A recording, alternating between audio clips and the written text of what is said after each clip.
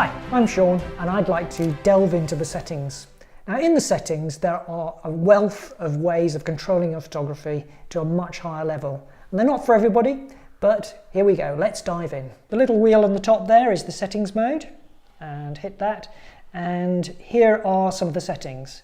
So I'm in manual mode, which exposes the most settings. Now not every setting is available in every mode, so you'll have to check depending on the settings that you're in. But in manual mode they're all there, so that's the easiest way to show you.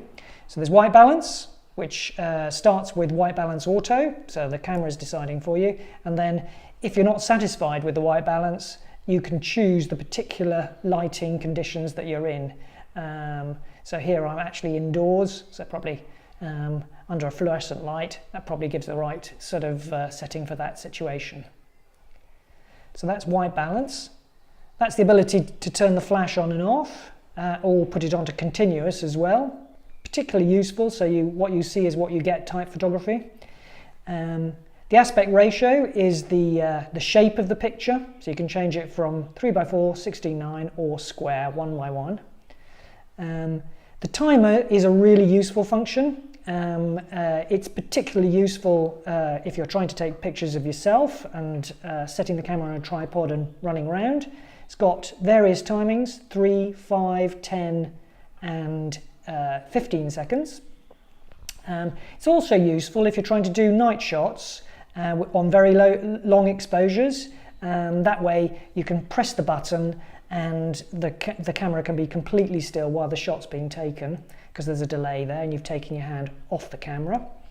There's a grid, which I find really useful. I'll just show you what that looks like. That puts these white lines across the picture like this, and it's following the rule of thirds. So for instance, going top to bottom, if it was a landscape, typically you'd like to get, roughly speaking, a top third sky, then the subject matter in the middle, and then the foreground at the bottom. And that is the sort of the most pleasing balance. You can do it that way, or horizontally or vertically. Great, so let's move on to the next feature. And I'll just turn the grid off so that we only deal with one feature at a time. And we'll move on to the histogram. I'll just turn that on, and here we go. So in an ideal world, the histogram wants to be center weighted.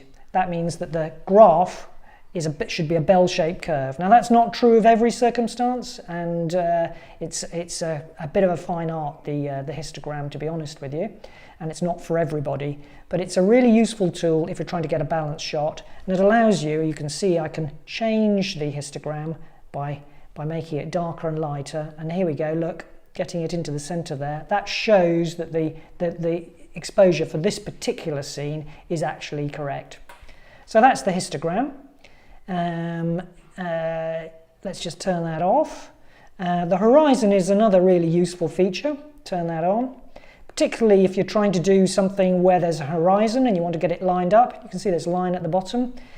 You'd really want to get it down to 0, so your camera is completely aligned with the horizon, and that way you know that you're taking a perfectly level shot. So that's a really useful feature for doing landscapes. I'll turn that one back off again.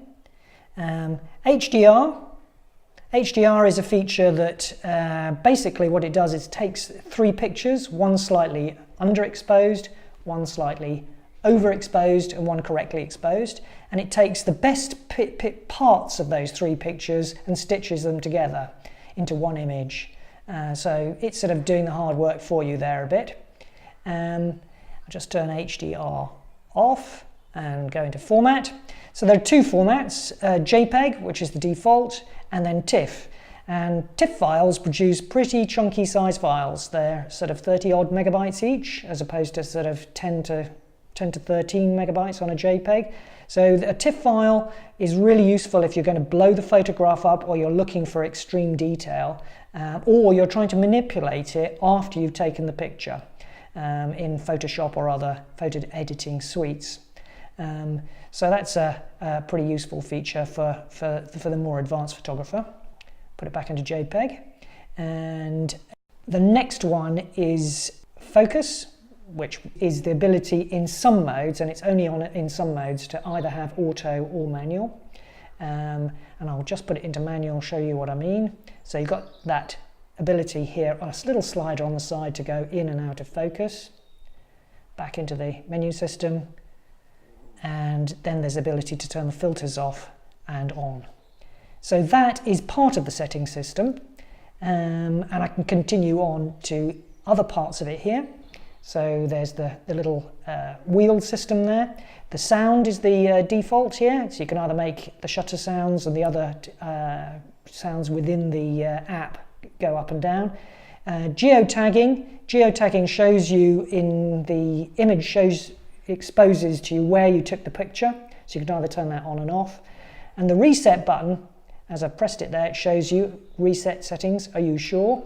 Well, I don't want to do it actually, because I want to keep all my settings. But what that means is if you've changed all your settings and you really don't know where you are, this is a really good ability to switch it back to as you bought it at the beginning.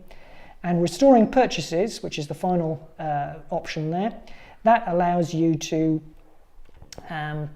if you buy a new phone or your phone goes off for repair or whatever, you can then download your apps or the other filters that you may have bought quickly and easily from inside our app. And that really covers most of the options within the settings function. There's two others, and I'm going to cover those in a separate video.